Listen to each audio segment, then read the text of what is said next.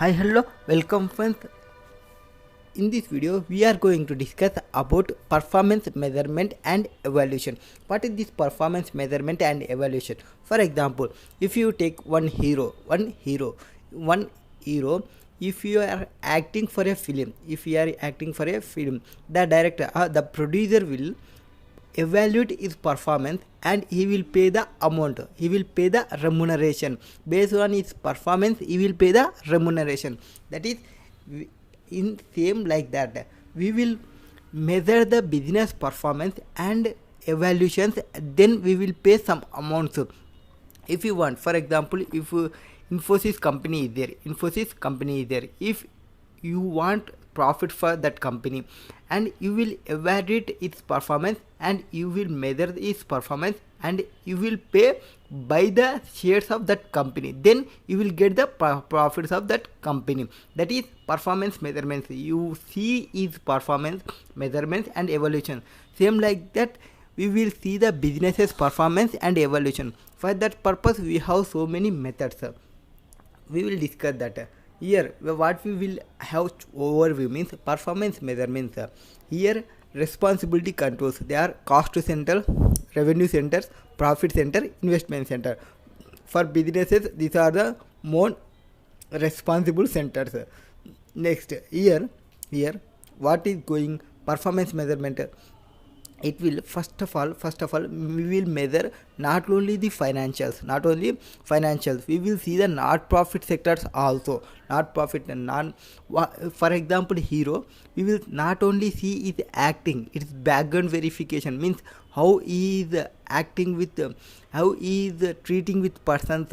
So whenever he is treating with persons good and his income, his remuneration is high, for example Pawan Kalyan or for example Sudigali Sudhir, these are the two examples persons. They will treat persons, so they will get the remuneration. They are producers will not see the only the acting skills, they will see their market capabilities. That is the performance measurement. Next, divisional performances, and we will see the financials and non-financials and social environmental triple bottoms. So this is how for performing this evaluation we have some methods in our business sense. For financial, if we take financials, then we will go with return on investment, residual income, EVA, economic value added. These three methods. If you go for financial and non-financial means balance scorecard, performance pyramid, building block model, performance prism. This is linking CSF to KPI and corporate strategies. And social environmental triple bottom line, that is effectiveness, efficiency, economy. That will see the idea. This is related to intro.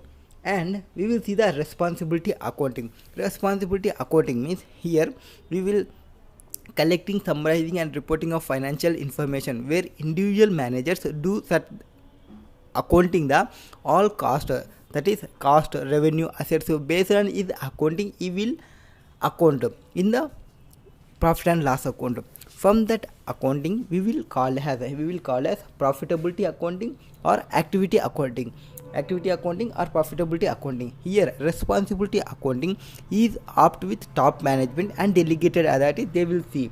And here the idea behind responsibility accounting is each manager's performance should be judged as well as she manages the how the items under his control. We will get that for this responsibility accounting. Next, performance measurement is directly linked to the organizational structure. Here, so that we will bifurcate the organization. For example, first they provided one example. Test your understanding. First, X and Y are engaged in the manufacturing of bearing balls. Okay, the organization structure of both firms is different for each other. X limited decision making power is centralized with top management only, whereas Y limited power is decentralized. So X is in centralized, Y is in decentralized. Means they are depending who X is. Here Y is not depending. Identify which among the X and Y limited will be benefited most for the implementation of responsibility accounting and segment reporting.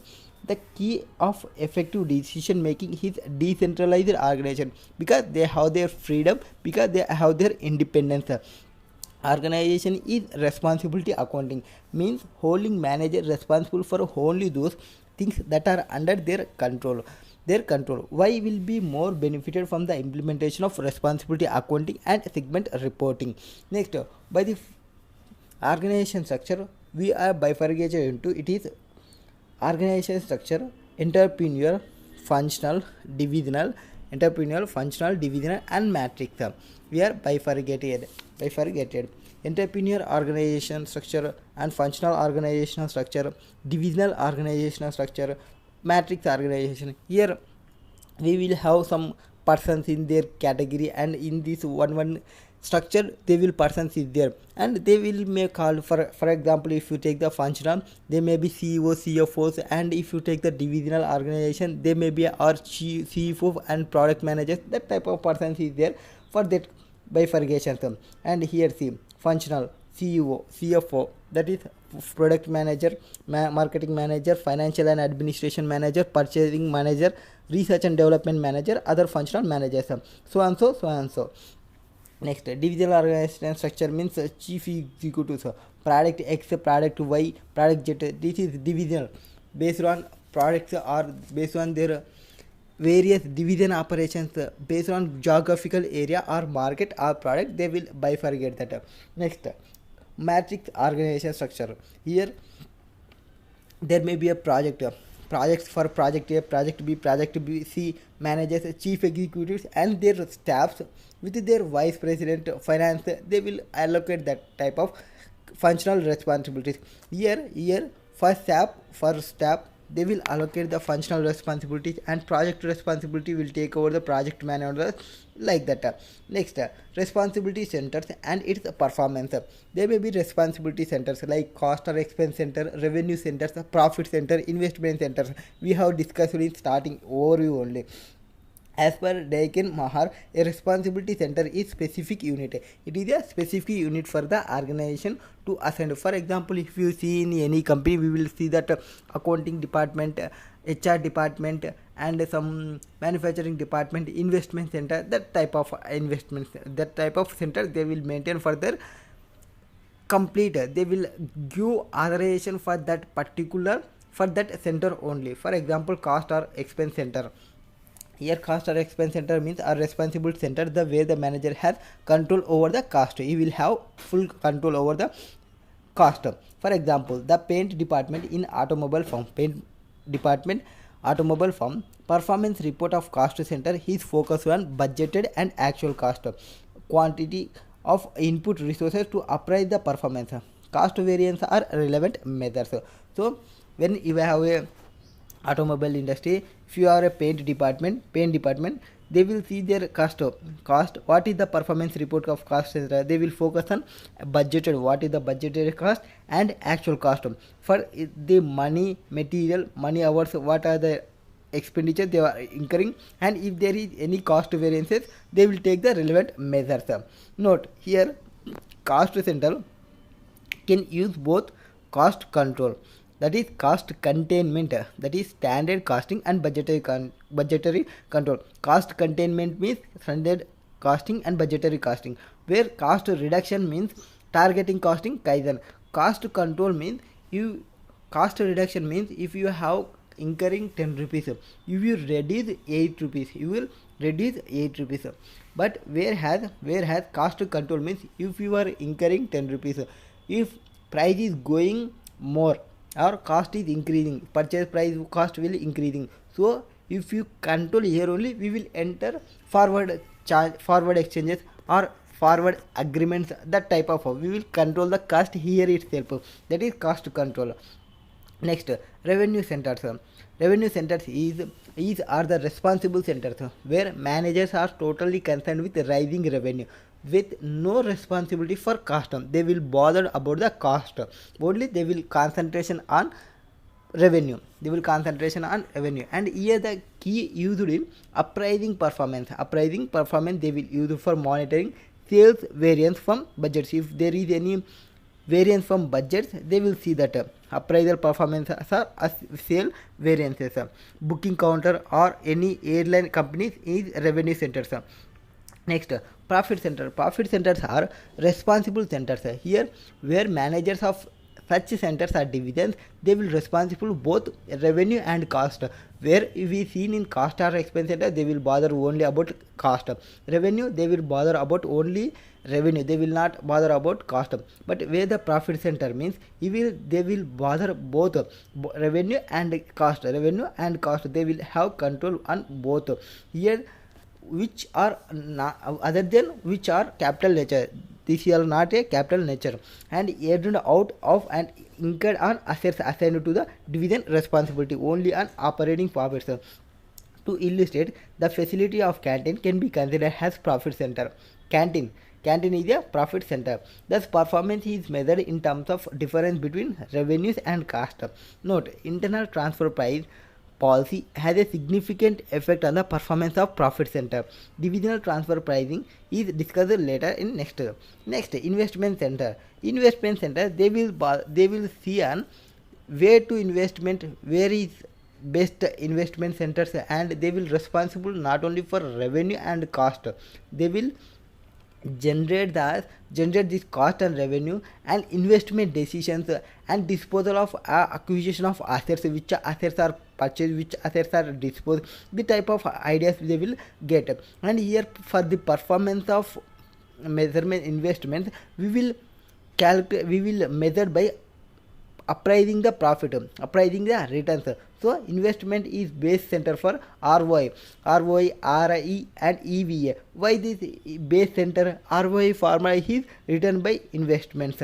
So that written by investment is main important. EVA also I think his formula will be EBIT NOPAT minus capital employed into WACC, where capital employed is a investment only. That is the base for this formula. Investment center can be referred to a strategic business unit, where SBU is known as investment center only. Mine in each division is not SBU. Each division is not SBU. For being SBU, capabilities to work independently and is an isolation and essential. So if we have one company and they have purchase department or some diverse in some divisions, this is divisions only but not a strategic business unit. For telling that strategic business unit, it must have independent and capability of independent and an isolation as an essential. Next, practical insight. SBUs means, for example, they provided ITC Limited is a diversified group dealing in 13 businesses ranging from FMCG. It has comprising 7 businesses like cigarettes, cigars, food, personal care, education, stationery, lifestyle, retailing, safety matches, agarbattis and dhupis, hotels, paper boards and specialty papers, packing, agriculture, business, information technology and ITC brands world. Here ITC has 11 divisions but has only 4 designated SBUs, that are personal care products, education, stationery product, packing and printing, and matches and agarbattis. That is related to that. Next, concept incitement, clarification of responsibility centers. It is not worthy that the formation of separate division shall lead to the delegation of authority, but the degrees of such delegation will not always same. Delegation will not always same. It is further important to note that classification of a responsibility center into cost, revenue, profit and investment, where classification of responsibility center into cost, revenue, profit, investment will be based upon the delegated responsibility. Certain functions based on responsibility center will never change its nature. Based on its responsibility center, it never change nature, but other than means responsibility center may be capable to change its natures. For example, For example, a faculty department in the university is a cost center, but if it started conducting MDP, that is Management Development Program, and undertaking R&D, that is Research and Consultancy project, may become profit center. Next, example number one example was provided for cost center. A transport department of a 5-star luxury hotel has total 5 cars. So it has 5 cars in the operation to pick and up its guest. So luxury 5-star hotel is maintaining cars for dropping and picking for their guests. Next, budgeted cost is 2,62,500, out of which 75,000 is fixed in nature. Budgeted cost will be 2,65,500, and out of this 75,000 is fixed in the nature of 25,000 kilometers of run in a quarter. Fixed cost is committed in nature and it will be unavoidable to the whole extent, so it will become irrelevant for decision making. During the quarter immediately closed, kilometers covered by the car for was 23,600 kilometers it was covered, and cost incurred was 2,54,750 it was incurred. The car can be hired from outside at 12 rupees per kilometer. 12 rupees per kilometer. Performance report. We will see the performance report of the transport department has cost center responsible to operate 5 cars. Here we have variable cost where we covered 23,600 kilometers. Okay. Next, fixed cost will be 75,000. 75,000 is the fixed cost, and cost allocated to be incurred. How much they allocated? 2,52,000. 2,52,000 they are allocated. Cost actually incurred by the to run 23,600. It was be 2,54,750. 2,54,750. Cost was variance, that is 2,750. Here budgeted variable cost. Variable cost is budgeted variable cost is 2,62,000. Cost was provided 2,62,500, but it has fixed cost. We will remove that fixed cost. Budgeted variable fixed cost will be 1,87,500. This for 25,000 kilometers. So 1,87,500 divided by 25,000, it will be 7.5. So this variable cost was used for 23,600 into 7.5, 1,77,000. Next, next what provided? We performance report of transported department has a profit center as an out of level of 23,000 kilometers, 600 kilometers. Cost of hiring. If we hire the vehicle, then we will charge for kilometer. It will be 12 rupees. So 12 rupees into 23,600, that is 2,83,200. But running our own, we are incurred 2,54,750. So 2,54,750. So profit variance 284 to 28,450. Because of we are running, we have saved that 28,450. Correct. We have saved that 28,450. This is our profit center. And if we see the cost center, cost to be incurred 2,52,000, and actually incurred 2,54,750. So cost variance 2,750. We have incurred 2,750 as we compared. Next, example. JED manages a staff of over 75 persons and budgeted of close to million HKD per year. He is responsible for maintenance of all buildings and equipment at a large educational institution. So JED is a manager person, is over 75% and budget is close to the million HKD per year. He is responsible for maintaining all buildings and equipment at large educational institutions.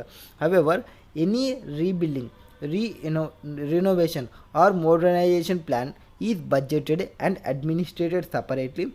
Then JED's responsibilities comprises negotiating with contractors, selection and evaluation of staffs, choosing the type of landscaping and so on. JED services, however, are not billed out of the user department within the institute. So he is responsible for comprising the negotiation with customers, contractors, selection and evaluation of staff, choosing the type of landscaping and so on. But JED services, however, not billed out of the user department within the institute. He is working, but his bill is not booking. Okay, the performance of JED should be evaluated based on cost center. Through JED delivers a suitable services, so it is providing a suitable services. It will be treated as cost center. There is no direct influence on maintaining the building to particular quality level within allowed cost.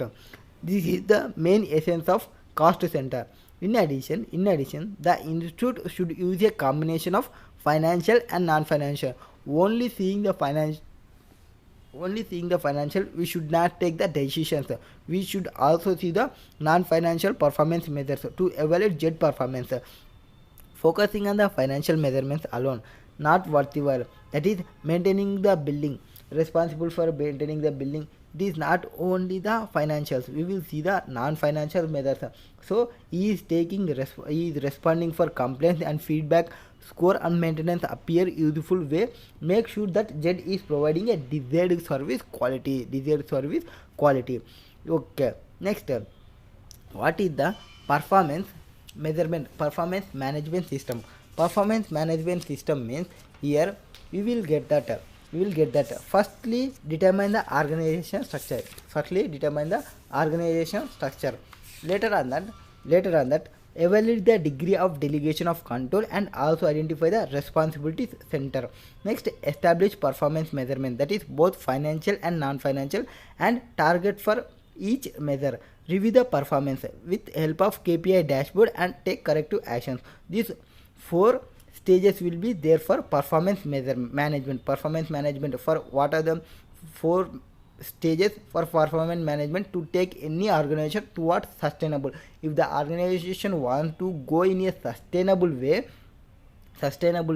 then it must to see the first to determine its own organization structure and ensure that structure is appropriate and best. So see the organization structure, it must to be appropriate and best. Next, after that, it will evaluate a degree of delegation of control and also identify the responsibility centers. Degree of delegation of controls and also identify the responsibility centers. Next, establish the performance measurement, both financials and non-financials, and target for each measures. Next, review the performance with the help of KPI dashboard and take corrective actions if required. Next, aspects related to first 2 phases are already covered, that is previous heading. Now it turns to performance measures, both financials and non-financial. In financial, non-financial, what we have different types. That is balance scorecard, performance pyramid, building block model, performance prisms. This type of all we will cover here. First of all, 1, divisional performance measure. Okay, for the divisional performance measure, we have poor financials and other. If you want a good performance measure, we should have 3 points. What is this? This is provide the reasonable incentive to the divisional manager. You must provide the reasonable decision manager to make the decision who is working for our organization. You will provide incentive to that person and best interest of overall company. Next, only include factors for which the divisional manager can be held accountable. Only include the factors for which the division managers can be held accountable. Next, recognize the long-term objectives as well as short-term objectives. For the good performance measurement, we will see that provide reasonable incentive to the division manager to make decisions which are in the best interest of the overall company. Next, only include factors for which the division managers can be held accountable, and recognize the long-term objectives as well as short-term objectives of the organization. Here, performance measure means there may be financial measures and non-financial measures. For financial measures, we will have formulas: return on investment, residual incomes, economic value added. Where non-financials and Financials will include tools are balance scorecard, performance pyramid, building block model, performance prism, triple bottom line. Triple bottom line. These tools may mentioned under the non-financial measure also include financial indicators also. Next, the concept insight, where measure versus indicator. Measure versus indicator. What is measure? What is indicator? Indicator means it will provide the indication before its before its activity has happened, where measure you will take the measure for it not happening the things. That is, despite the fact the word measure and indicator are used interchangeably, it can be used indicator interchangeably, but both are not same. Both are not same. They may use interchangeably, but they are not. Both are same, and it's important to consider the difference between indicator and measure before moving ahead. The comparative conclusions need to be drawn from the indicator, as they only indicate as signal or pointer and index, as signal or pointer or index, but don't actually measure. Whereas measure is meant to quantify. The comparative conclusion need to be drawn from the indicator, as they only indicate but don't actually measure, whereas measure is meant to quantify. Next, to illustrate, degree Celsius is a measure of temperature. Degree Celsius is a measure of temperature, which becomes an indicator where it is a hot or cold. Similarly, the percentage rate is the measure which indicate business profitability. Business profitability. Next, in is considering pure financial measures indicate sufficient or not. It is not sufficient. We must consider the non-financials also. Where since financial performance measures such as ROI or EVA are profit oriented and can inspire managers to become short-term oriented, but the strategy needs to be sustainable apart from being just profitable. Hence, in order to overcome the inadvocacy and unjustifiable nature of financial performance indicators, non-financial performance indicators need also be applied. So if you see the only performance, it will be a short-term oriented, and this strategy indicates that only you are going to a profitability. It will not go in a long run. In order to overcome the inadvocacy and unjustifiable nature of financial performance indicators, non-financial performance indicators need also be applied. Non-financial performance indicators are sustainable actions based on indicators. For example, employee training will increase the profit and let them feel empowered. Putting efforts in research and development will result in high brand image and high intellectual property. Next, pros and cons of use of performance measure. Here that one person is suggested pros and cons of the use of performance measure. The benefits are develop agreed measure of quality. It will develop agreed measures of activity and define and clarify the objectives of the organization. So first it will develop agreed measure of activity, and it will define and clarify the objectives of the organization, and it will help in setting target for the managers. Next, greater understanding of the process. Next, facilitate comparison between divisions. Next, promote accountability to stakeholders. Facilitate comparison between divisions. Greater understanding of the process help in the setting target for managers. Define and clarify the objectives of the organization. Develop agreed measure of activity. These are the benefits for when using performance measures. And it will poorly designed performance management system, it may result in wrong signaling, where wrong signaling may lead to inappropriate actions and decisions. Hence, it is important to identify and overcome the problems associated with the use of performance measures. So, next, financial performance measures. Where financial performance measures means we will have return on investments. Return investment. A return investment expresses divisional profit as a percentage of assets employed. As a percentage of assets employed in the division. Assets employed can be defined total division assets or assets controlled by the division managers. So, or net assets. In question, we will see the type of this type. They will give that total divisional asset or assets controlled by the divisional manager or net assets. These are the denominator parts, and in numerator that is divisional profit. We will expect divisional profit as a percentage. Next, ROI is a common measure for ideal for comparison appropriate cooperative division for companies of similar size and in similar sector, but has limitation too. It may possible that division ROI can be increased by those actions that will reduce the overall ROI of the company, and conversely the action that decrease the division ROI may make the company has a whole better off. In other words, evaluating divisional managers on the basis of ROI may not encourage goal congruence. Evaluating the divisional managers on the basis of ROI may not encourage goal congruence. Here we will see one example. That is, they provided available investment project, division alpha and division beta.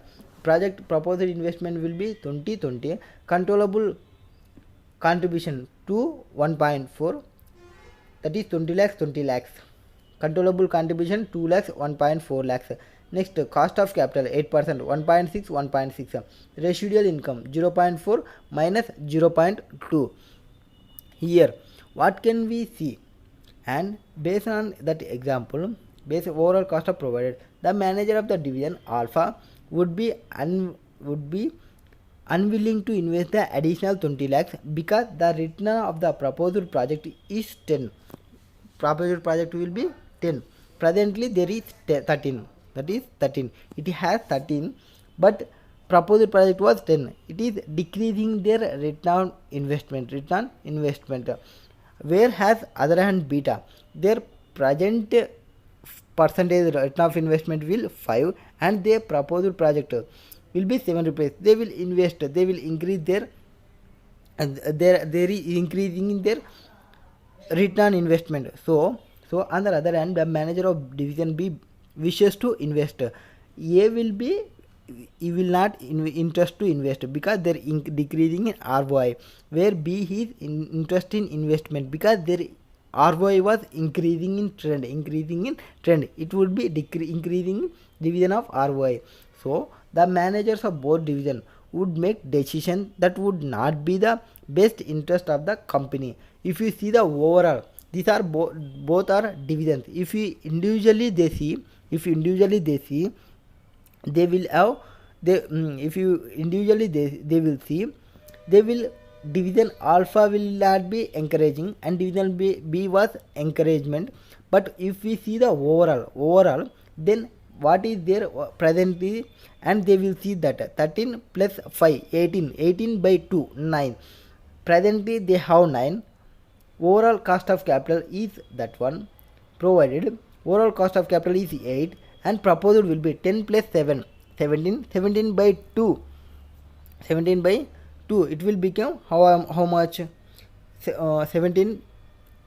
Now project where ROI greater than cost of capital 8%, but the manager of the division alpha would be rejected a possible return of 10%, and manager of division beta will accept a possible return 7%. This is a situation of sub-optimization.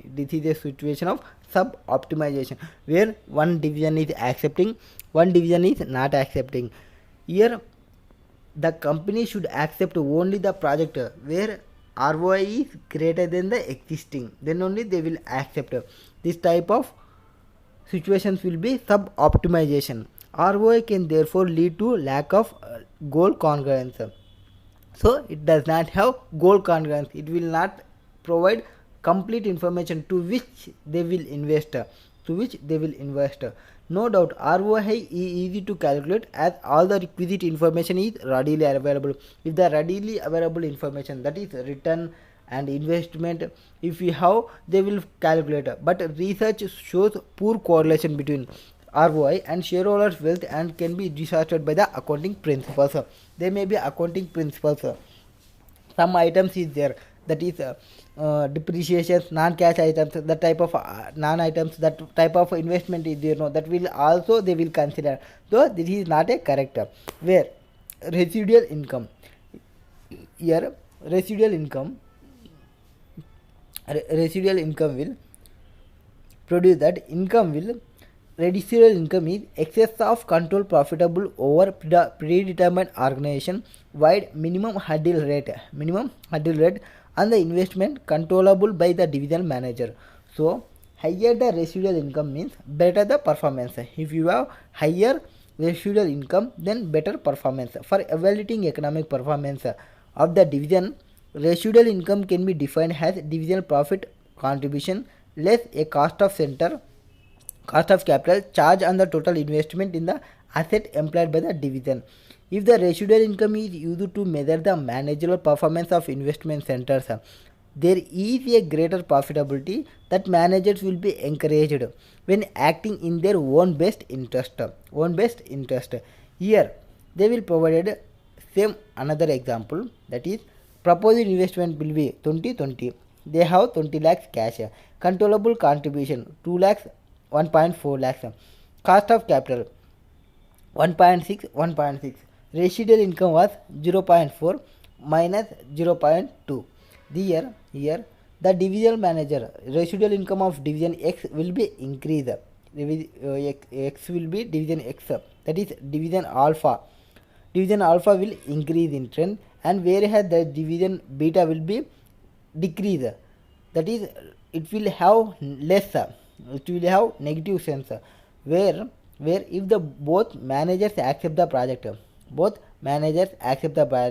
then the manager of division alpha would invest, whereas manager of division B would not. This action are the best interest of the company as a whole. Being the absolute measure, the residual income is not capable to be used as a tool for making the comparison between divisional performance of different size. So it is a limitation. It will not provide for where there is a different size. It is observed that large division is more likely to earn a large residual income than small division.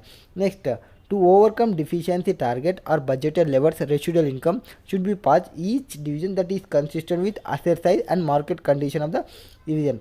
So here they provided that example was differentiate ROI and RI. In this case, the ROI division managers are competing and comparing the return proposed investment with existing rate of return of respective divisions. So in ROI, where they are seeing existing rate of return of respective divisions, whereas in case of RI, minimum rate of returns, they will see the cost of capital is used to compute the residual income.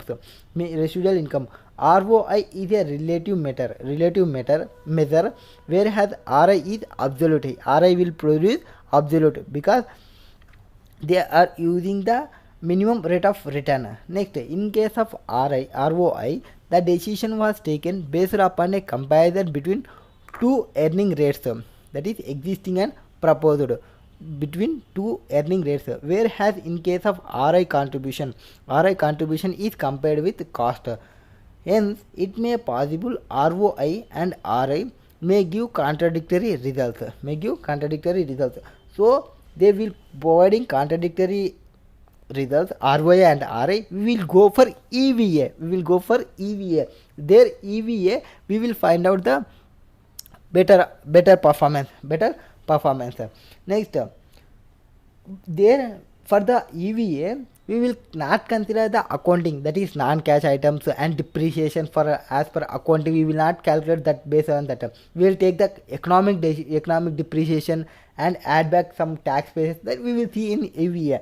Next example, for the following data pertain to two divisions W1 and W2 of large shipping company. Profit 1 lakh 120 lakhs and W2 120 lakhs.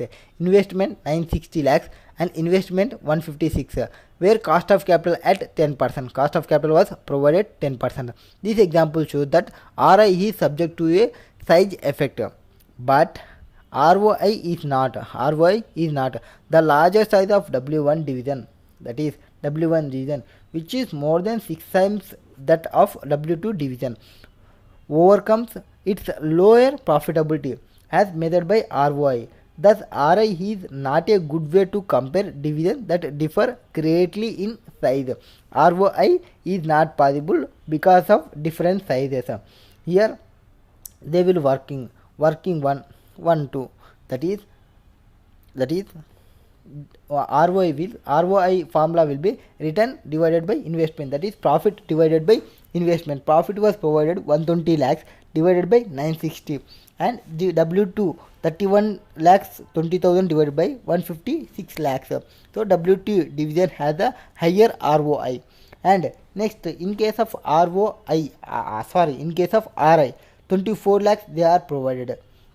That is 120. We will take on cost of capital on investments. So investment into cost of capital, it will be minus through what is the profit. Profit minus cost of capital into investment. Cost of capital into investment. That is, we will get 24 lakhs in case of W1. W2 15 lakhs 60,000, where W1 division has a higher RI. This is clear seen that W2, which outperforms the W1 in measure of ROI, has the disadvantage of size effect, which is shortcoming the RI. There is if we see based on ROI, division 2 W2 division has higher ROI, but actually W1 is the higher return. These disadvantages will shortcoming the RI. Next, they provided one example, illustration number 1. LNG Limited has 3 divisions. Its desired rate of return will be is 14%. So how much they want? 14% they required. They want 14%. Okay. Next, division LNG, and they provided operating assets and they provided operating income. So we will calculate ROI based on operating income divided by operating assets. Next, LNG Limited has 8 lakhs of additional cash to investment in one of its division. So it has 8 lakhs rupees to investments. So additional cash they have 8 lakhs rupees. So they will investment in any one about division which is providing highest returns. So that desired ROI will be 14%. From existing ROI, operating income divided by operating assets, we will get one ROI. We will compare that desired rate of return. And if we investment this 8 lakhs, then the division managers have identified investment opportunity thus are expected to yield the following ROIs: 16, 12, 15. So if we investmented this 8 lakhs, they will expecting this returns. Okay, calculate ROI at present for each division. So for calculation ROI, we will get that the 3,45,600 divided by 19 lakhs 20,000. This is operating income divided by operating asset. We will get the ROI. For ROI is its actual position, but we estimated 14%. Division manager of L division is currently providing the highest ROI of 18% among the 3 divisions. Okay. Next, after that, where the manager of division G would be the most eager to accept additional funds of 8 lakhs. 8 lakhs because of the ROI of the proposed investment is more than the present ROI. How they provided, that is this 13.6 and acceptance proposal would increase the division of ROI. So existing they provided, see here they provided 16, 12, 15. They expected 16, 12, but they have 18, so it will decreasing. Next, if they n have 12 and they invested from now existing 16 point have 16.5, if you invested it will come 12, and whereas G they have 13.26, 13.6, but if they invested 15, so they will get the benefit. So G is the acceptance the additional fund of 8 lakhs because of ROI. It will more than the present ROI. Present ROI is what is there, 13.6, and it will become 15%. ROI was increasing. Next, third, the managers of division L and N both would be relinquished to invest the additional funds 8 lakhs because the return on the proposed project will be 16, 12. For N, again their existing ROI was 18, 16.5, so it was a decreasing trend. If we invested in additional funds, we will get the negative. However, manager of division N would be the least likely to accept the additional. If we come, they both are less. From if we see the nearest, who is the nearest person, we will see. For nearest person, for that L will be a 16, 18, 2% is different, and 12, 16.5, 4.5 is the likely to least, all least person is N. Next, division L offer the best investment opportunity of 16% for LNG Limited. After G, L is the best investment opportunity of 16%. Next, here second, third. So they are asked questions, no, based on ROI, identify the division managers who would be the best eager to accept the additional investment fund, that is G. Next, based on the ROI, identify the division managers who would be the least eager to accept the additional investment fund, that is least will be third one, that person N will be the least person. Next, state the division that offer the best investment opportunity for LNG will be 16%. If the existing will be 16 in best investment opportunity is 16, is the return investment 16, return investment will be 16. Okay. Next, discuss the conflict between requirement in 2 and 4. These 2 and 4 conflicts, and advise the residual income performance measure could be used to motivate the managers to act the best interest of the company. If you want to increase your income, what can we do? First of all, divisional lack of goal congruence between divisions. When you have a lack of goal congruence, division between division and organization has a whole is the reason, and the division managers are focused to choose between the best interest of their division because their individual performance is linked to the division performance, and best interest of the company has a whole. In requirement 2, decision of managers of division G is the best interest of the division but at expenses of their company, resulting sub-optimization. Whereas in requirement 4, decision is taken for the perspective of LNG Limited has a whole. Next, to avoid sub-optimization. Sub-optimization means what? What is sub-optimization means?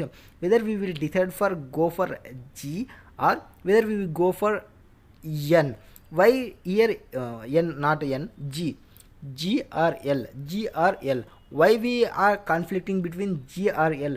Because for G we have only 15% investment, as division L it has 16% investment, so higher investment in 16. That is one case, and if we compare with actual, we will got the G.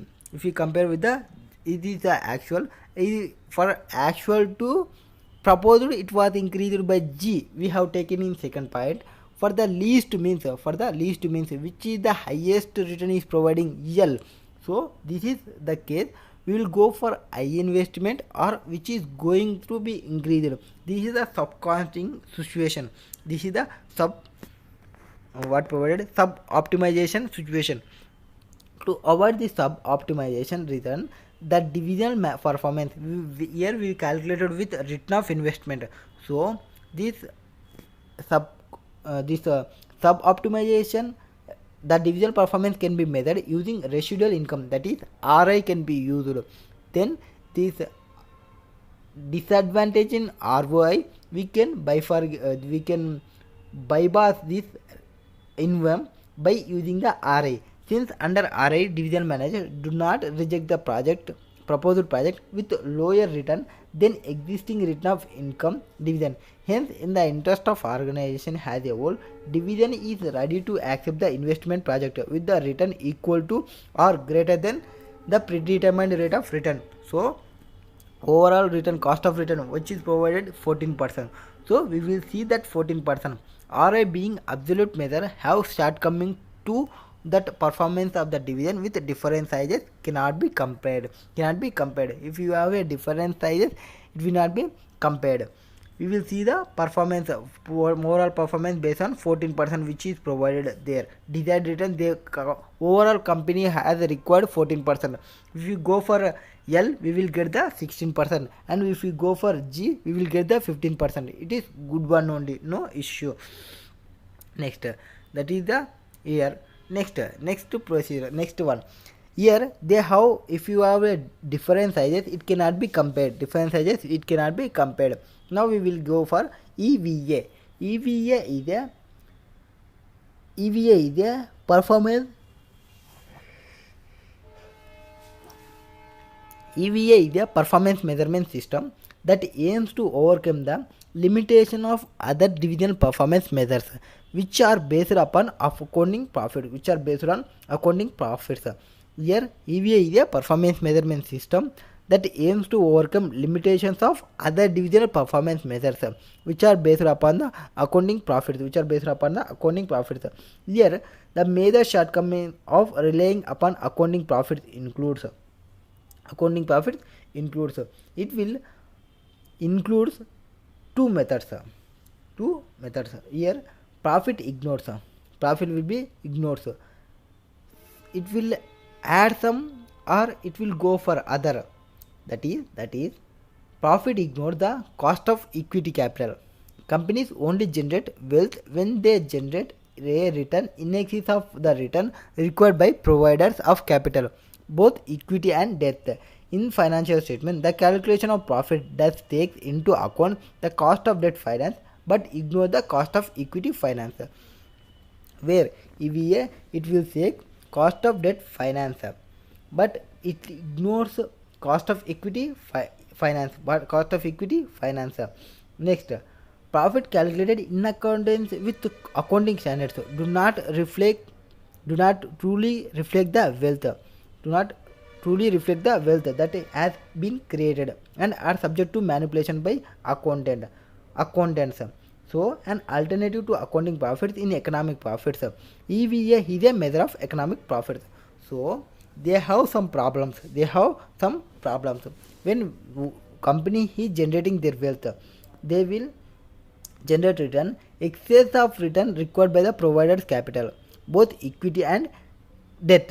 Here the financial statements calculation of profits does not take into account where cost of debt finance, and it will ignore the cost of finance in normal case. And in normal accounting we will prepare the accounts based on accounting standards. That is, we will use the depreciation, we will use the non-cashing item, that is payment provisions, and we will pay the tax as per percentage, not actual payment. In P&L we will provide this type of items based on accounting, but as we required only the economic profit, so that we will calculate the economic value added. Economic value added. Economic value added is a performance measurement system that aims to overcome the limitations of other divisional performance measures. So other divisional performance measures are using wrong information which are based upon accounting profit, in accounting profit they are using different type, that is depreciation, non-cash items, where taxation has a percentage. Here EVA does not use that wrong profits, that it will not use a accounting profit, it will calculate its own profit, that is economic profit. We will add back the depreciation, non-cash items, so and so we will add back.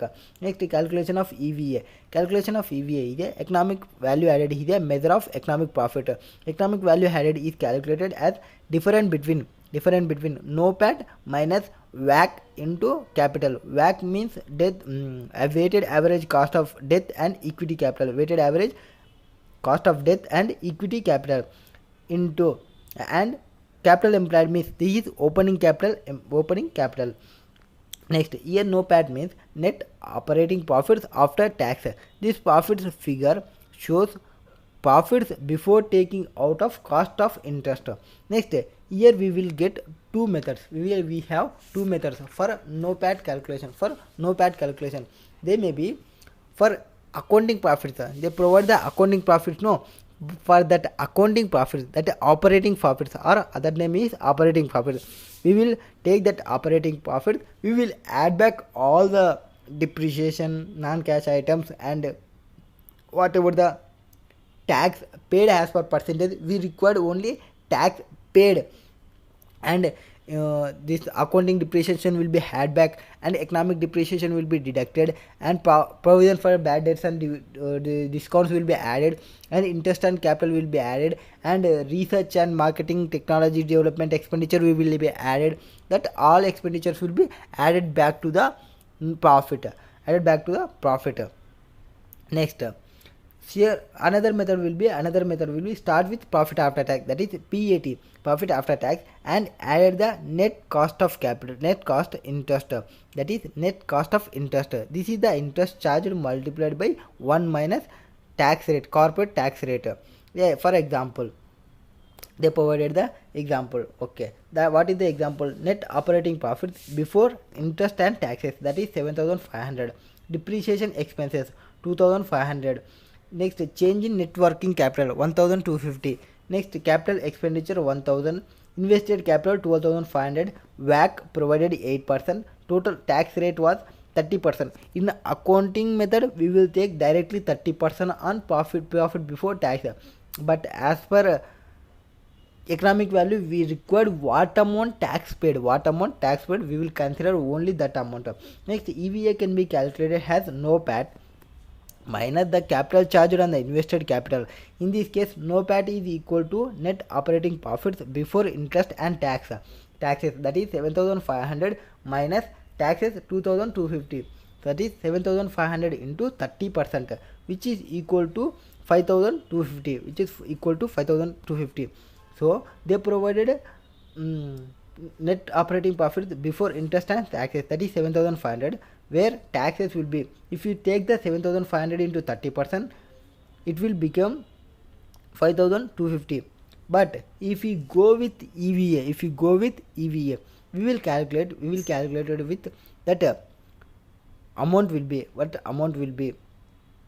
12,500 into 8%, that 5,250 is there. No, whatever the tax amount which is provided after profit after tax, we will from that what is the invested capital, 12,500 into 8%, we will get the EVA.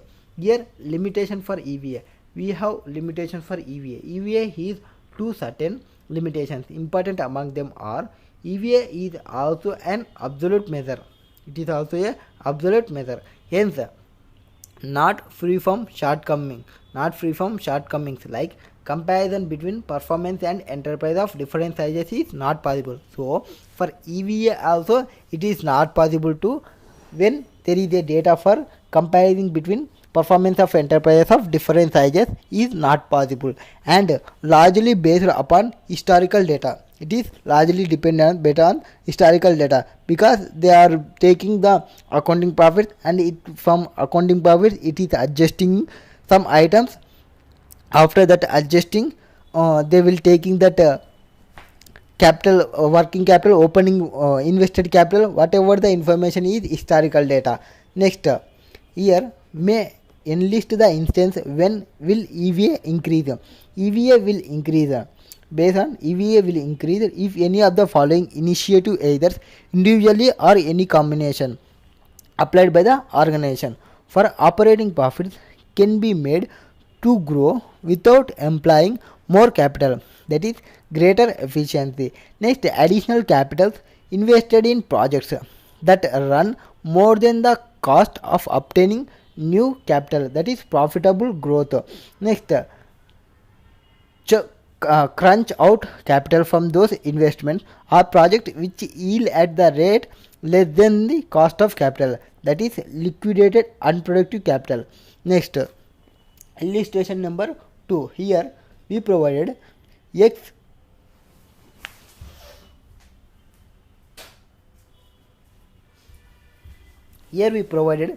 Limited, that is share capital 981.46, reserves and surplus 1313.62, long term debt 144.44, trade payables 20.38, and additional information they provided: profit before interest and tax. Profit before interest and tax 2,02,000.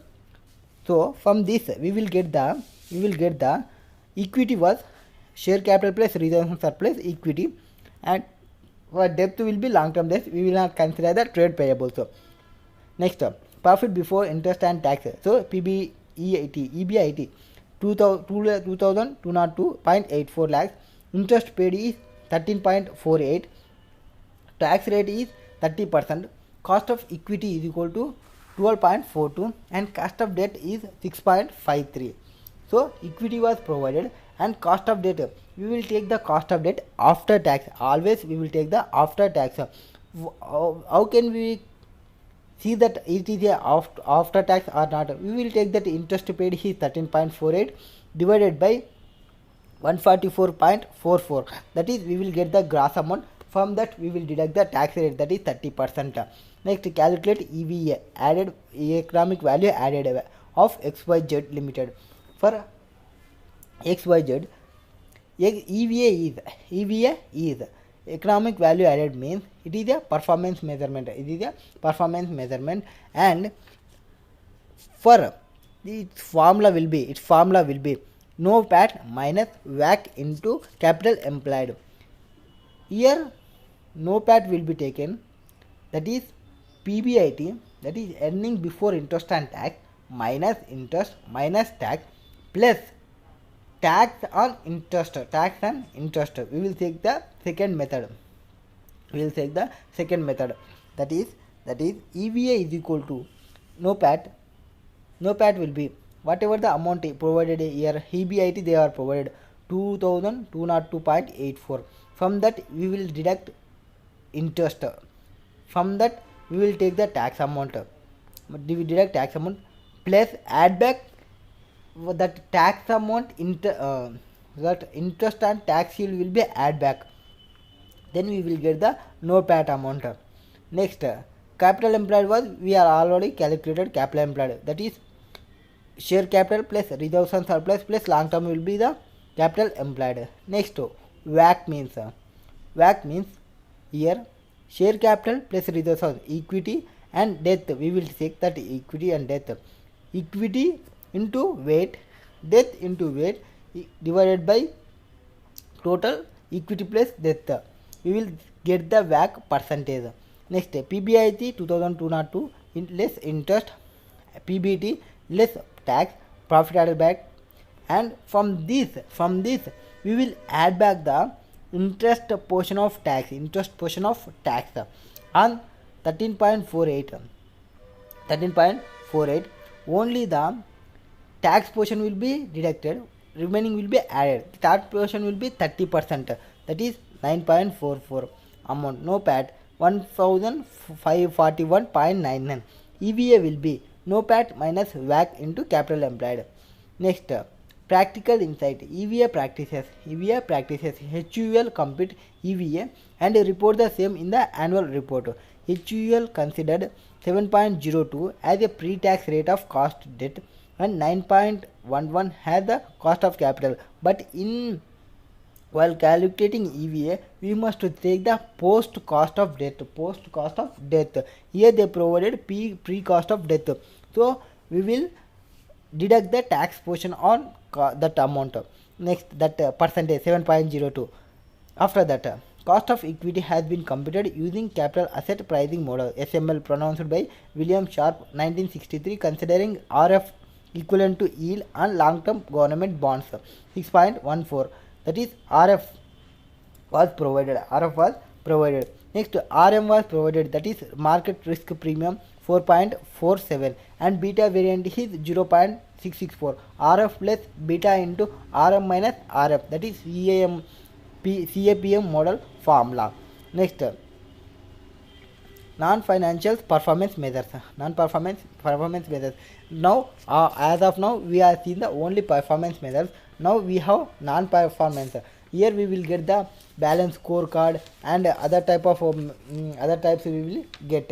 Next, test your understanding. Here, what are the different difficulties and shortcomings of using and interpreting the qualitative information, that is non-performance measures and indicators. When you see this, quantitative information is capable to influence the decision. When you see the quantitative information is capable to influence the decision. Traditional information system recognizes quantitative data more quickly and easily, and it is difficult to assign meaning and take interpretation out of the qualitative data because subjectivity is involved. Next, difficulty to compare as a measure are not readily available. Next, qualitative information may be incomplete and dynamic of qualitative information is high. Next, cost of collection and sorting may be very high.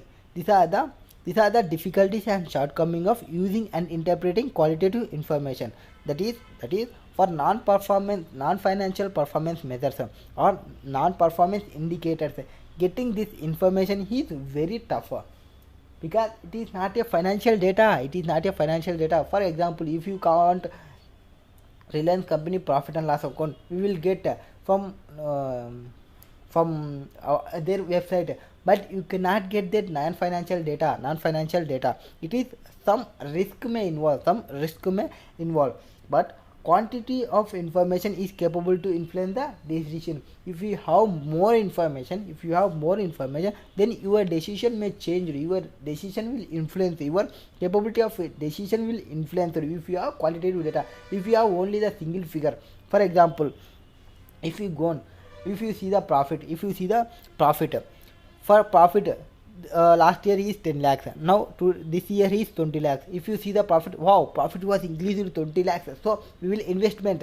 But if you have full data, that is full profit and loss account, and then that profit and loss account, there is one sale of machinery to the cost of 8 lakh rupees. Profit of sale of machinery was 8 lakhs. So there is increment only 2 lakhs. Only 2 lakhs was increased there. Out of 10 lakhs increasement, there is 8 lakhs was related to sale of machinery. Because of we don't have proper information before that. When we have quantitative information, then our decision was influencing. So if we take the full information, our decision was influencing. That is the case, and it is difficult to assign meaning and take interpretation of qualitative data because subjectivity is involved. So if you see the net profit was increased, we don't know. We cannot take the assignment meaning and interpretation qualitative data because subjectivity may involve. That is sale of machinery, we don't know. That is a subjective matter. Next, difficult to compare as a measure, not readily available. Next, qualitative information may be incomplete and dynamic the qualitative information is high. This is the case. Next, they provided one case scenario. Light Automobile Limited, LAL, is one of the leading automobile assembly part of manufacture of the country. In order to manage the performance of LAL, the CMD is in last board meeting shown his willingness to apply non-financial performance indicator NFPI in addition to financial performance indicators. Okay, CEO conducts meeting thereafter with functional heads. So they are conducting the meeting with functional heads. Some of the functional heads are concerned with the scope of NFPI as part of performance management system. During the meeting, chief HR lead of company raises his concern over the utility of NFPI to monitor and control the human resources. Next, chief operating officer also raises concern on the manner how NFPI can ensure quality in the product and services. Chief public relation officer also concerned how NFPI will improve the brand quality. Next, here required what we required. Office of CEO hired you as management consultant for designing and effective implementation of performance management system, which also consider NFPI. CEO asked you to briefly explain scope of non-financial data. So we will see the non-financial.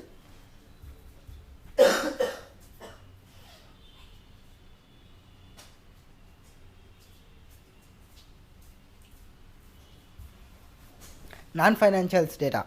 Scope of NFPI. Here, the three functions of whose functional heads raises the concern. Scope of NFPI. Management, human resources. It is a non-financial data. Product and service quality. It is also a non-performance data. And brand awareness and company profile. It is also a non-financial data. But this is influence. This is influence our profit, because if you see our quality of product is not good, then our customer will not satisfy, and if our customer was not satisfied, he will not communicate with the other customers, then we will lose our customers and future customers also. So for this purpose we need to consider non-financial data also. The performance management system, which also consider non-financial performance indicators in addition to financial performance. Don't see only the net profits. If you see the only net profit, you cannot get the new customers. Next, capable to ensure sustainable performance in all functional areas. Hence, its scope in organization wide. In regard to three functional areas specifically mentioned in the case of scope shall be scope of NFPI, that is management, human resource, product and service quality, brand awareness and company profile. Management, human resources. Here we will see that monitor and control staff in terms of staff turnover, absent rate, result of job satisfaction survey, and in case of product and service quality, we will see their quality of product and services that can beat the rival product and fulfill need of customers. So if we satisfy our customers, they will communicate with other customers and we will get the future customers also. When we provide the quality of product, when we have proper human resources, our staff control and staff take caring also main important, and results of jobs and satisfaction survey, how they satisfying our employees. If the employees is providing their transportation or for leaves, we will see their satisfaction level. If our employees is satisfied, then they will work more. If the employees is not satisfied, they will not work more. Our productivity will decrease. Next, brand awareness and company profile. Whatever the product was prepared, we must require the awareness to the customer. If we have more product with a quality product, but customer they don't know the product, so if you don't know the product, how can they purchase? So we need brand awareness and company profile in terms of value of brand with high loyalty, pre-issued quality and R&D images. Brand awareness, we must provide the brand awareness. Next, here human resources. Your human resources. It is the people who actually create the organization through process. Hence, human resources are significant elements of any organization. So, these are the person who actually create the organization through process. And here the human resources is significantly element in any organization. If the performance well, if the performance is well, then entire organization automatically performs well. Next, hence measures such as staff turnover, absenteeism, job satisfaction, and offer letter acceptance shall be part of. Next, quality of products and services. Here we will what make any business distinct from others. So if we have one business and other persons have more business, so we will provide some difference for that business, from that business. If we have same qualities, if we have same providing, we will not get more attractiveness. We must show the distinction from others. Next, are service capable to create for customers. Quality is important. Here quality is important. Determination of value. Hence, the following performance measures can be part of performance metrics. That is, how much value of the product is creating currently. So, how much product price will be protected, and where to product offer is comparison with that competitor. How much we are putting the cost and how much the competitor is there, and is the product capable to generate further superior performance and scope of innovation. So it is special performance is there. We must to make any improvement in our product or innovate some other product, we will see that performance. So these three items is main measures. That is, one, how much value the product is creating for currently for our side, and where do product offer in comparison with the competitor, how much competitor is providing that product. Next, each product is capable generate further superior performance. Is that require any super performance or innovation is required, we will do that. Next, brand quality. Non-financial performance measures consider the brand quality. Here, where non-financial performance measures consider the brand equity. Value of brand has one of the significant performance measure. Brand value is largely based upon factors like customer awareness and loyalty, which includes consumer behavior, also perceived quality, stakeholder expectations, and organization ability to meet them, and factors like patents and trademark. Next, here we provide balanced scorecard.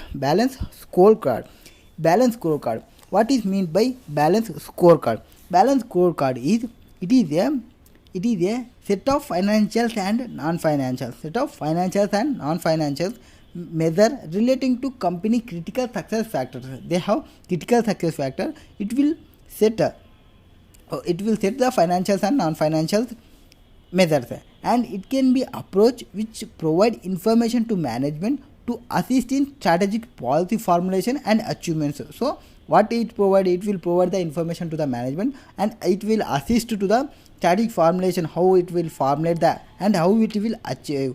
It will provide that, and it emphasizes need to provide users who set information and where the address relevant for all areas of performance in the object and unbiased management. It is like a one tool for management. How it will help the companies in overall performance and operational process and development better plans. It is known as balanced scorecard. Let me see that. Balanced scorecard means it is a competitive advantage over peers, where our equaling persons, we will see that for in competition we will get the gain when we use the balanced scorecard. It cannot be denied. In this era of information age competition, the company cannot survive just by injecting huge capital. If you have a huge capital, you will not survive. In new technology for physical assets only, or by excellent management of financial assets and liabilities. In this information age, both manufacturing and service organization needs new capability for competitive success. If you want success with competitively, we will want more. Merely investing and managing physical tangible assets is not enough, but an organization must be able to mobilize and exploit its intangible or invisible assets, which in turn becomes a decisive factor. Next, here what is the intangible assets enables an organization maintain and further development in customer relationships to retain royalty of existing customers and to serve new market customer segment effectively and efficiently. Next, introduce products and services as per the desire of targeted customers and market segment, and produce customized high quality products and services economically with a short gestation period. Next, mobilize employee skills and motivation for better and consistent deliberation in process capabilities, quality and response time. Next, deploy information technology, databases and effective management information system. Here the balance scorecard. It will see the financials. It will see four dimensions: financial, customer, internal, innovation. Here financial will be financial and remaining three were non-financial, that is customer, internal, innovation. These three are non-financial. In sometimes they may ask for question where what is the non-financial data in balance scorecard. Explain briefly. That is customer, internal, innovation. Next, here financial prospective means what is financial perspective? Financial perspective means how do we look to the shareholders? It is the financial perspective way. So firstly, it was perspectives was four perspectives: financial perspective, customer perspective, internal business perspective, learning and growth perspective. Where first one is financial perspective. Is how do we look to the shareholders? How do we look to the shareholders? In this step, managers of division or unit link its business objective to corporate strategies. So their division with linked with the business strategies to the corporate strategy of the company has a whole. They will see in the whole. Financial performance measure indicate whether the company strategy implementation and execution contributing to its revenue and earnings. They will see the performance measure indicating whether the company is strategy implementing and executing contribution is to revenue or earnings. And to identify key performance measures in this prospective managers during strategic planning, they will ask how do we look to the shareholders? Next, corporate strategy and strategy initiatives are examined from financial perspective to see feasibility, how the feasible of these initiatives of being met. So how much they have feasibility, they will see that. And financial objectives chosen at the one set of the balance scorecard implementation should serve for two purposes. So for financial objectives we have two purposes. Firstly, to provide definite performance that was expected at the time of strategy selection. So it provides the definite performance at the time of strategy selection. So when we want to select one strategy, we need financial background also. So it provides the definite performance. So we have some money and we can invest plan A or plan B, plan C. They will tell that like that. Next, to provide a focus for the objectives and appropriate measures in each of the other three perspectives. What are the other three perspectives? That is customer perspective, internal business perspective, learning and growth perspectives. Next one is customer perspective.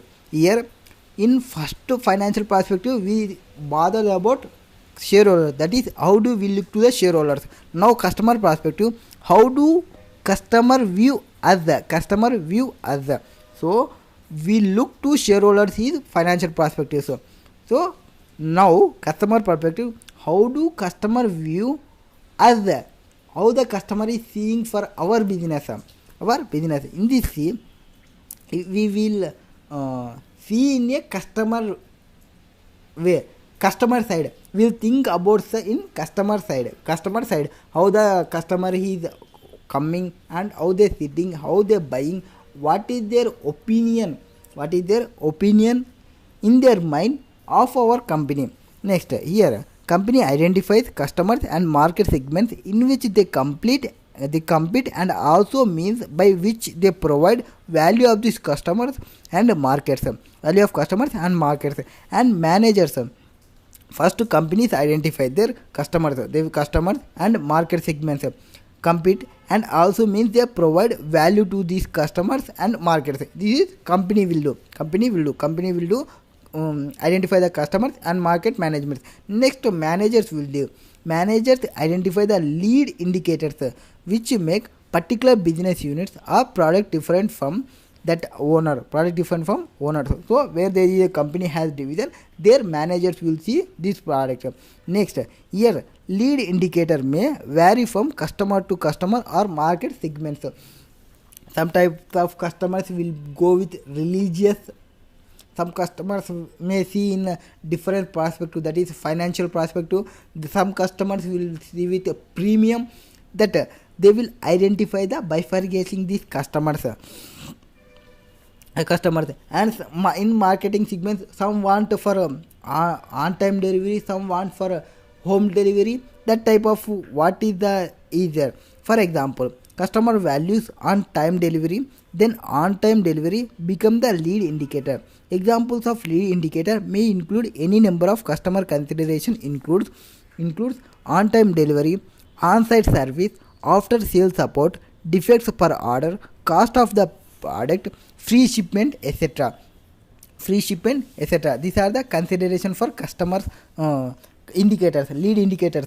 Next, by delivering quality as per the customer demand and need, business units can improve outcome measures such as customer satisfaction. Then customer will retain acquisition and royalty. Next, internal business perspective. Here what we see, at what must we excel, and we must what must we will go, how we will go. That is, in this stage identify the process and activities which are necessary to achieve the objectives as identified at financial perspective and customer perspective stage. These objectives may be achieved by reassessing the value chain and making necessary changes to the existing operating activities. So here the objectives are achieved by reassessing the value chain.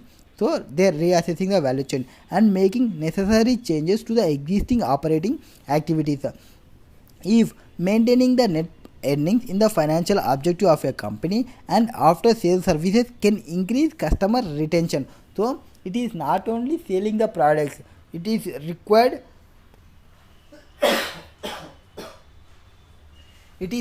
to retain the customer and provide their services, and they will come again. It is all required. And prospective need to improve after sales service also. Not only at the time of sale, it is also required after sale service also. This all see in business perspective to satisfy the customer requirement to maintain net earnings. This objective may achieved by providing, for example, toll-free customer helplines, setting up service centers in all major cities, and ATM centers. That's examples for internal business perspective. So this is here they will satisfy the customers after sale also. Next, learning and growth perspective. How do we continue to improve and create value? Here we will require in a dynamic nature, not in a static nature. What is meant by static and dynamic? Dynamic means we will go with a innovative.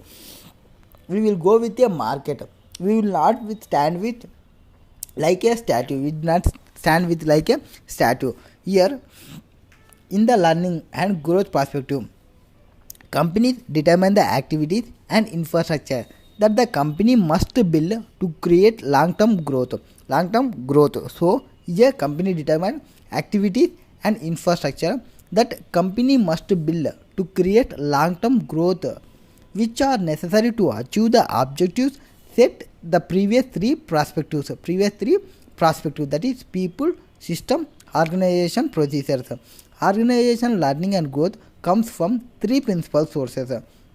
What is that three principal sources? One is people, that is employee capabilities they will see, and systems, that is information system capabilities they will see, and organization procedures. What are the organization procedures? How much motivating, how empowerment and alignment is there. Next, since the balance scorecard is intended to improve long-term performance, managers may invest in resources needed in short term, but this should not affect the business unit performance. Intended to improve, balance scorecard will use intended to improve long term performance, but managers invest resources needed in short term, but it will not affect the business unit performance.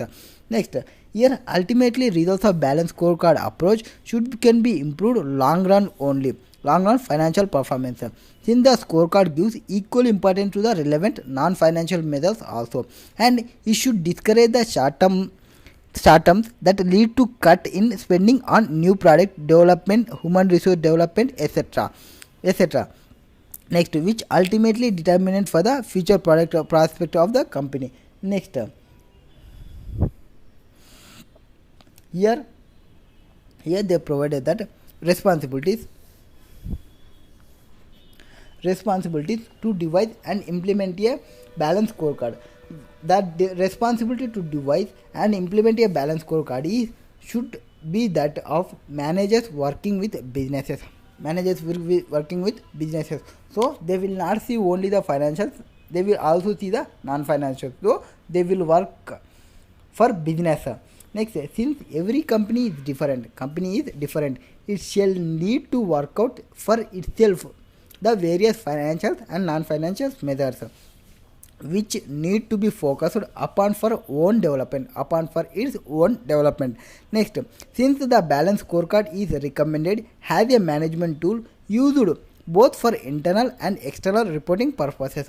So balance scorecard is recommended as a management tool. It is a management tool. It can use both for internal and external reporting purposes, and it is again the manager's responsibility to decide as to what information need to be disclosed and how many problems of confidentiality can be best to overcome. It is the manager's responsibility. Next, why balance scorecard failed to provide for the desired result. Why means we have four points. That is, one is managers mistakenly think that since they already use non-financial measures, they already have balance scorecard. It is the main reason. So managers need to think day by day, or we will go with a go in a learning and growth perspective. We will not stop. If we started one, we will not stop. We will continually go. We will give the consistency way. But when they started, they will think that we are started. Only they are in thinking. They are not implementing. That type. Managers mistakenly think that since they already use non-financial measures, they already have balanced scorecard. Next, senior executives misguidedly delegate the responsibility of the scorecard implementation to middle level managers. So they are providing these responsibilities to ineligible persons. Next, company try to copy measures and strategies used by the best companies rather than developing their own measures suited for environment under which they function. So the person who is staying here and he will see which is the best company in state or in country, and from what are they implemented, he is trying to implement, but their environment is different. Here this person environment is different. So as per our environment, we need to create our own strategies and measures. Next, there are the times when balance scorecards are thought to be meant for reporting purposes only. So some persons will treat it is only for reporting purposes. No, sometimes like strategies, they will write their more strategies than their reports, but they will not implement their strategies in their businesses. Some persons like quotations like customer is my god, customer is our god. They will not in reality, in the quotes will be stayed in walls, but they will not treat their gods in reality. That is the main issue, sir. This notion does not allow businesses to use the scorecards to manage business in new or more effective way. Next, here it may note it may be noted that the above mentioned difficulties refer to the internal use of the scorecards. Internal use of scorecards. Unless it is used internally successful, it should not be used basis for external reporting. Next, implementation of balanced scorecard. Implementation of balanced scorecard. Balanced scorecard deals with perspective like internal process, learning and innovation, and highly people oriented. This is non-financial items. Hence, change in human behavior may be sought. So managing the human behavior to launch to the change in important. Here key link the reward to the scorecard measures. What is the vision and strategy? This is 4 items which we are learned now. That is the 4 items. First one is financial. Remaining 3 are non-financial. For financial, to succeed financially, how should we appear to our shareholders? So for financially, they will think on shareholder side. Their objectives, measures, targets and incentives. Next, remaining 3 are non-financials. That is customers. That is, first we will see the customers. That is, to achieve our vision. How should we appear to our customers? How to we achieve to our customers? This is thinking about the customer side. Next, this is outside. Customer will be outside. Next, internal business practices. What we need to satisfy our shareholders and customers. What is required to satisfy our shareholders and our customers, and what is the business process must we excel at. So what can we innovate, what can we initiate to satisfy our customers and shareholders. And learning and growth means to achieve our vision, we sustain our ability to change and improve. Not only the internals, we also require for externals. By internal means shareholders and external means customers. So we will learn and growth objectives. Next, here they provided examples. What are there in internal, what are there in financial, what are there in. That is, financially means we will improve ROI and increase the sales. Then percentage of ROI will increase, percentage of sales will increase. That is financial perspective way. Next, customer perspective. Here when we see the customer perspective, our brand recognition will improve, our customer retention will increase. Here measure will be targeting audience who recognize the brand. So when some person is recognized our brand, we will target that type of audience. Next, percentage of suggestions, complaints responded. Next, percentage of increase in repeat customers, number of repeat customers. Next, internal perspective, improve in product quality, improve on time delivery to customers, and reduction in time spent in non-value added activities. So this will be improved.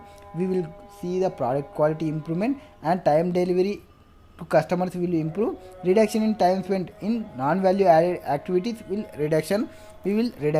Next, what is the measures? Reduction in defeat rate, percentage of orders on time, percentages increase in MCE. Next, learning and innovation, expansion of eco-friendly product line and introduction of limited edition line items. Here number of eco-friendly products developed, number of limited editions will introduced. Next, illustration number 3. In illustration number 3, they provided that Standard Telecom Limited is leading cellular service provider having a global presence. It aims to be most innovative and trusted telecom company in the world. To achieve this aim, it constantly working on its overall functioning. It is trying to adopt best management practices in the world. So what he is seeing, it is one company and it is want to adopt best practices in the world. So for the following information, they provided the company performance for particular period. They provided operating ratio. So operating ratio, it was currently 60% and base year was 54. Base year is 54. Target to reduce it to 50%. Okay. Operating ratio means it is a financial related ratio. Next, what is we required? Following information here provided. Analyze the performance of the company using balanced scorecard approach. So we will to analyze the above. Okay, operating ratio, it is financial related data. Average revenue per user sum. Average revenue means it is related to financial data. Next, unresolved customer complaints. Unresolved customer complaints, it will be customers, that is customer satisfaction. Next, customer relationship center. Customer relationship centers means it is internal. Next, employee coverage under training program. We will see innovating, that is learning and growth strategy. We will go with learning and growth strategy. This is the information. First we will see financial perspective, that is operating ratio and average revenue. Next, customer perspective will be service complaints, will covered in service complaint perspective. Internal business perspective, that is establishment customer relationship means internal business perspective, and employee training means learning and growth perspective. Okay, what is there here? For base year it was 54, now it was 60%. It target was reduced it to 50%. So they want to reduce their operating ratio. Then company what can do? Company is required to take appropriate control and manage its operating expenses. So when we control their expenses, they can reach their target. Next, average revenue per user. Base year it was 210, now it was 225. Increases it to 250.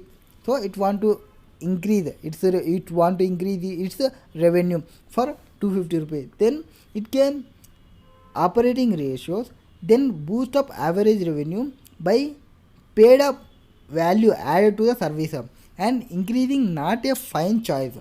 There will be cutthroat competition in the telecom sector. Next, unresolved customer complaints. 25,000 is the base and current year 27,500. Reduce it by 20%. So when you want to provide unresolved customer complaints, so now provide the they will use that service centers and some other, they will use that type of centers for adversely dissatisfaction. So increasing the consumer which adversely impact the consumer generally perspective about the company. So company may lose its customers in long term. Next, service complaint we required, it must be resolved.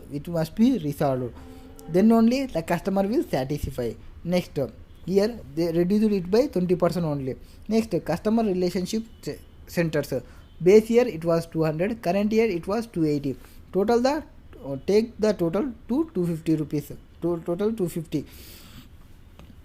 Current year 250. Next, we are increased. So customer satisfaction is increased. Next, employee coverage under training program 8, 10, at least we win 15.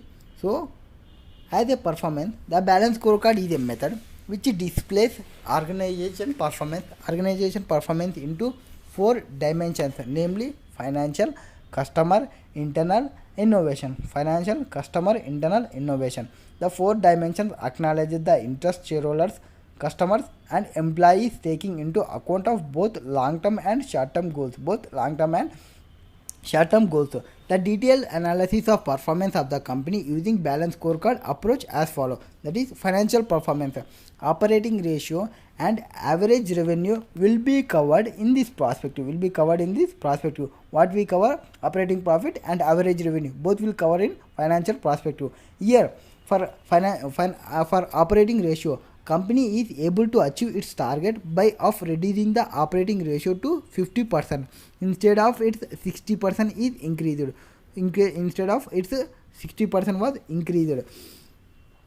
The company is required to take appropriate steps to control the and manage its operating expenses. So it was achieved 50%. Instead, it has increased to 60%. So the company is required to take appropriate steps to control and manage its operating expenses. Then our operating ratio will good. Next, the average revenue per user has increased from 210 to 225. Revenue was increased, but remain short. Targeted was 250. You are targeted 250, but increased to 10. This is also one of the reason for the swell operating ratio. Where operating ratio here we are spending more expenditure that the operating ratios are different, so that we will decrease the expenses, then we will increase the revenue, then we will reach our target. The company can boost up its average revenue per use by providing more paid value added services, because the increasing price is not a fine. When if you increase your price for your product, it is not good, not fine choice considering the cut rate competition in the telecom sector. So if we increase even 1 rupee also, if we other person is less amount, then customer will choose that other person. So we will innovate some other way. Next, customer perspective. Service complaints will be covered under this perspective. That is, the company had set a target of reducing unresolved complaints by 20%. Instead of unresolved complaints has risen by 10%. That is 25,000, 27,500. 27,500 minus 25,000 divided by 25,000. So it has reached 10% only, and but reducing unresolved complaint by 20%. It shows dissatisfaction is increasing among the consumers, which would adversely impact the consumers' general perception about the company, and the company may lose its consumers in long term. So we must resolve our customers. We must require the customer satisfaction. Then only our business will sustain in the long period. Next, internal business perspective. Establishing customer relationship centers will be covered under their perspective. This perspective, the company has established 80 relationship centers. So it has mentioned how many centers. So 8%, 200 is there, and it was increased to 80. But take the total to 250 centers. So they are established 80 centers in current period, exceeding its target. Target was 50 centers, but it was reached 80. So it is good to cater the needs of existing consumers as well as soliciting new consumers. This shows the seriousness of the company towards consumer satisfaction and would help them in the long run. The long run will sustain. Next, learning and growth perspective. Employee training program is covered under this perspective. Yeah, the company has set a target to cover at least 15% employee under its training program, but covered only 10%. So this is true. This could until the capabilities of the employees, which are needed for long-term growth of the organization, necessary to achieve the objectives set in the previous three perspectives. People are the human resource of the company is one of the three principal sources where organization learning and growth come. Next, practical insight. They provided one case related to that company name is Qantas Airways Limited. Next, what is the customer satisfaction, how they provided, that is all provided, how much they achieved. Next, performance pyramid. We will see, they will provide one pyramid. From this pyramid, we will take that what is the measures, what is the objectives, and what type of there. Here we will have effectiveness, that is external effectiveness and internal efficiency, external effectiveness and internal efficiency. We will go through with in corporate. In corporate, we have market and financial. We have market and financial. For market, we need customer satisfaction. For financial, we need productivity. And for market, we have customer satisfaction. When will the customer will satisfy? When we provide the quality product and we provide the delivery faster, then our customer will satisfy, then our market will increase, then our company corporate vision will good. Next, we will go with financial. When we financials, productivity, when cycle time is increasing or cycle time is provided and waste is decreasing, then our productivity increases. Then our financials will good, then we will reach the business corporate vision objectives.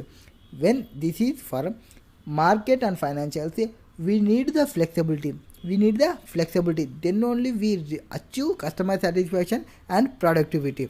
This is operation. Down we will operation, that is this we see in this one part and this we see in one part. And for marketing and financial, we need flexibility.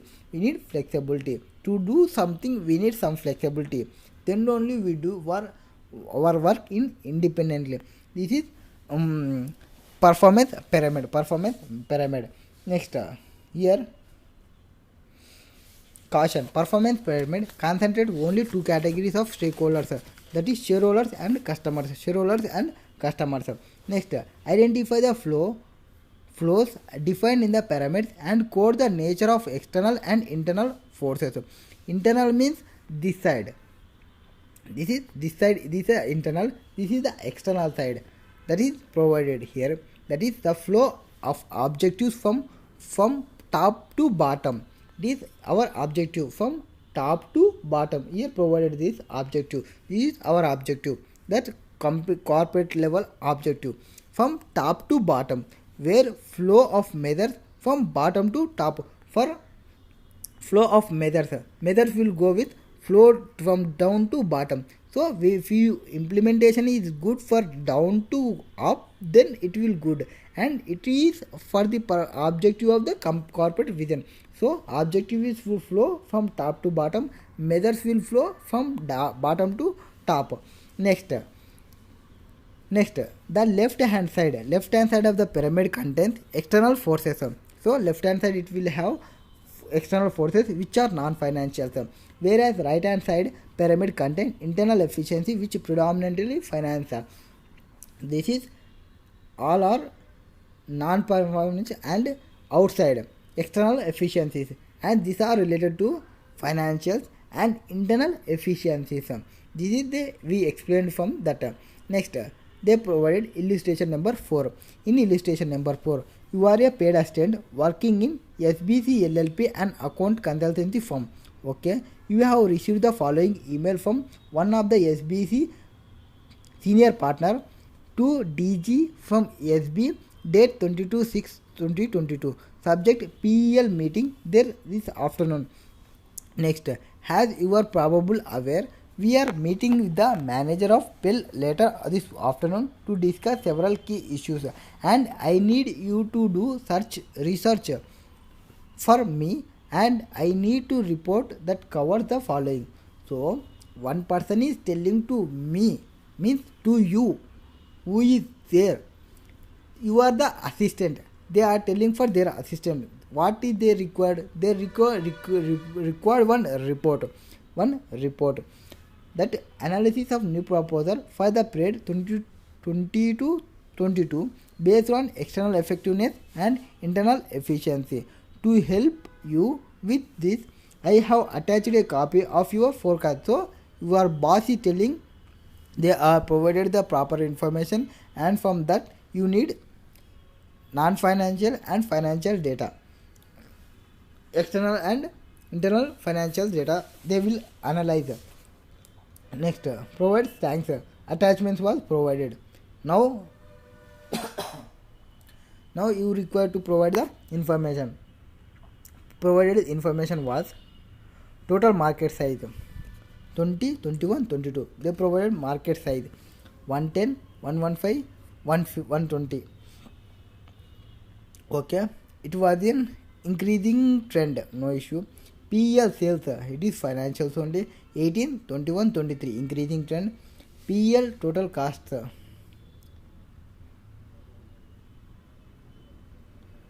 total cost will be 14, so 12, 12.7 to 12.55. Cost was in less, marginally decreased. Next, production achieving design quality standard 95.5, 98, 98.5. It was in increasing trend. Production achieving design quality standards. Next, return from customers 2, 1, 0.5. It was decreased. Okay, good. Next, cost of after sales services 1.3, 1.1, 1.1. It is decreasing. It good for company. Sales meeting planned delivery dates 85%, 90%, 95%. Average cycle time. Customer inquiry to delivery weeks 5 weeks, 4 weeks, 4.4. So it is average time also decreased. That we provided time customer satisfaction is main important. So here the customer satisfaction is good because customer returns is decreased, customer cost of after sales services was decreased, and sale meeting planned delivery dates. Sale meeting plan means it is come for internal services. Next, average cycle time was decreased, it is come internally, and components scrapped in production 65.6.5, 4.1, 1.5. Ideal machine capacity will be 951%. Drop the email as requested by the partner. So for the solution, first we may require information to SB from DG and date. Subject must be required for PL meeting this afternoon. Please find the below attachment my analysis of the point you wish me to examine the PL. Please let me know if you wish to discuss any of these points in more details. So we will telling that we are providing the information as per our knowledge, and if you want any query, if you have any query, ask me. That type we are telling in a professional way. Next, kind regards DG analysis will be, first of all, external effectiveness, internal effectiveness. Here external effectiveness and internal efficiency. For pyramid, what is the external efficiency and what is the internal efficiency we will see. For the market success of the proposal is associated with the achievement of customer satisfaction. So whenever the customer satisfied, then only our proposal will be treated as it was success. Next, the success will need an efficient business operating system for all aspects of cycle, from product design to after sale service to customers. So what is required for efficient business operating system? We required all aspects of cycle, that is from product design to after sale services to customers. Next, customer satisfaction is linked with improved quality and delivery. Next, qualitative measures of these factors are as follow. One is quality is expected to improve. The percentage of production achieving design quality standard is expected to increase from 95.5 to 98.5. It was increased, that is quality was increased between 22 to 22. Next, these all are related to external factors, that is external effectiveness. Customer quality was increased, and the return from cycle for replacement or rectification cycle was dropped 2 to 0.5, and cost after sales service should drop from 1.3 lakhs to 1 lakh, and where delivery efficiency improvement that is expected may be measured in terms of the rise in the percentage of good achieving the planned delivery dates.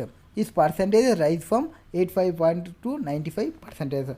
So we identified that what is the external and what is the internal. Here external was from this, we will see the pyramid. Here what is the internal? What is the external? What internal means cycle time and waste. And external efficiency means customer satisfaction, quality and delivery. Quality and delivery will come in external efficiency. Quality and delivery is now become super. And next internal efficiency will be, so we have see the external efficiency, that is quality and delivery points. Next for internal we will see that here financial success of proposal is linked to the achievement of high productivity. This should be helped through reduced cycle time and decreased level of waste. So we must reduce the cycle time and decrease the level of waste. Quantitative measures of these factors are as follow, that is average cycle time, average total cycle time for customer inquiry to deliver should drop from 5 weeks to 4 weeks. So cycle time was decreased. Next, waste. Ideal machine capacity is expected to drop from 9 to 1% in between 20 to 24. All components production scrap is expected to drop from 6.5 to 1.5. This is financial success is linked with this. This is related to what we discussed now, performance pyramid. Next, building block model. After that we will see that building block model. After we will have one what is there that one building block model, performance model. After that performance NF50 is figures we will see in next class here.